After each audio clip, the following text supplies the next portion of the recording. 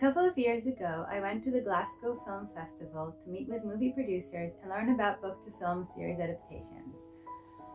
It was actually there that I made the decision to self-publish my books. If you're looking at me and what was just going on in that footage, that was my attempt at dyeing my hair red. This is the second attempt. As you can see, I am very unsuccessful. I don't know what I'm doing wrong. If you have any ideas, please tell me.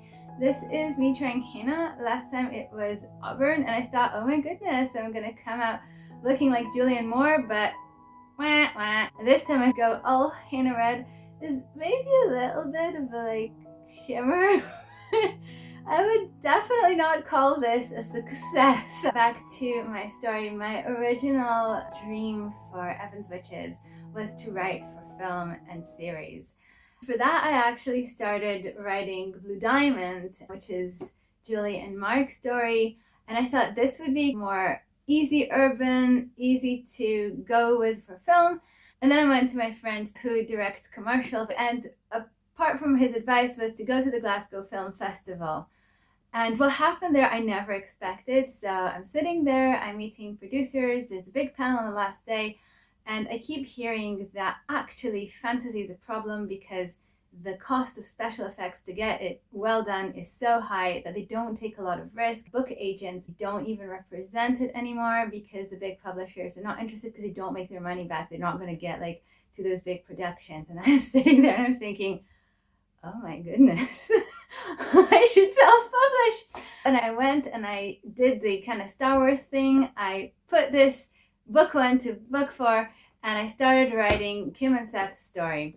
So it starts with Forbidden Road, which I actually am basing it on books that I wrote years and years ago, and it's a summer project, it's going for the drawer.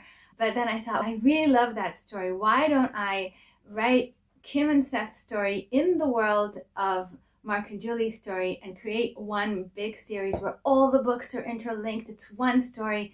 And I start with this. So you can actually start with either series. A lot of people actually start with Blue Diamond. So Forbidden Road, Seth and Kim are college students, and they go back in time to pre-Camelot. So they meet Merlin, they save King Arthur, and somewhere along the way, the magic that brings them back erases their memories of each other, and they're on opposite sides of a huge conflict and a conspiracy against the king. He kidnaps her in the night in order to use her as leverage for saving the king, not knowing anything about her except that he thinks she's a trader's daughter and she's not something he's going to think twice at risking.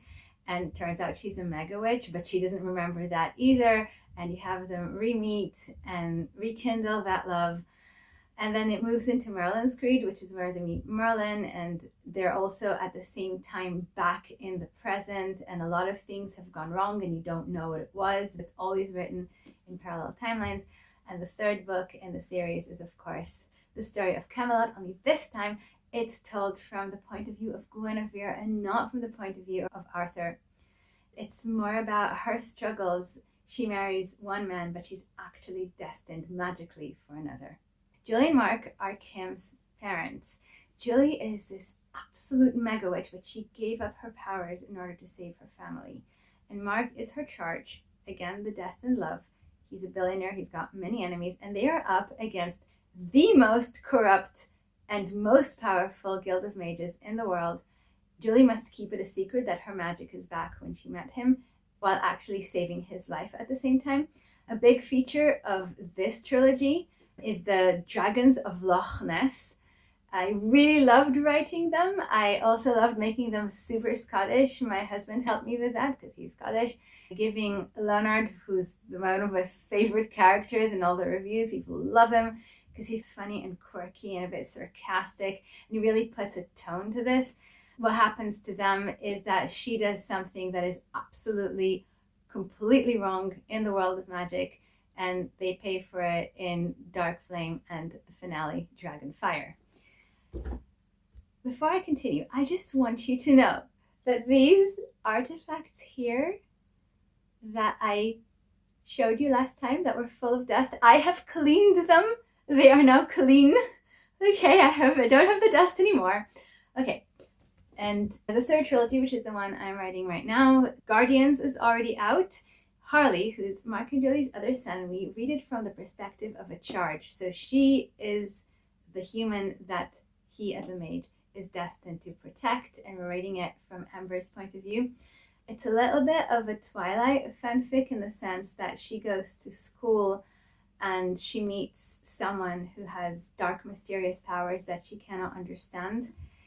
And one of the key features of Harley's story as a mage is that he himself doesn't quite understand his own powers. And in this trilogy, he grows into mastering them. I forgot to say that right at the beginning of the book, he magically saves her life. Her story kind of took a very deep turn when I touched on the subject of sexual harassment, which is her background story that she still has to deal with. I was very influenced by Rosalind Wiseman because I think she did an exceptional job at explaining this part of teenhood. And in this story, I actually always give reference to my influences. Amber actually likes her book. And here we have the first introduction of Fae of Sky into Evan's Witches. I talked about Freya and Kellen in a previous video, and this is 18 plus Fae Adventure.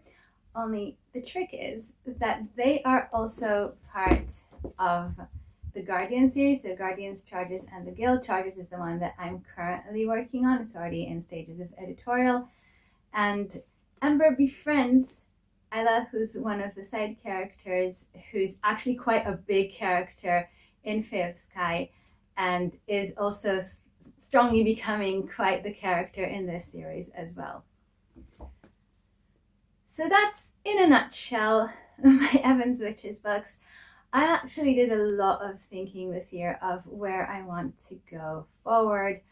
I am definitely finishing Fae of Sky this year, and I'm also finishing Amber and Harley's series this year. I want to explore different genres within urban fantasy. I think I would like to explore a little bit more humor, a little bit more lightness, slightly more romance, while of course staying inside the series of Evan's Witches. But that's a couple of years from now. So definitely still in the drama, still in the work. When it comes to the business side, I also did a little bit of thinking. I've got a plan for YouTube to bring you scenes from the books into this channel, and to also make videos like this where I talk about what I do and I keep you updated. I feel that here on this channel I can be myself, and that's really important for me. So I'll definitely continue making these videos, I think once a month, and just keep everything updated. I'll see you in the next video.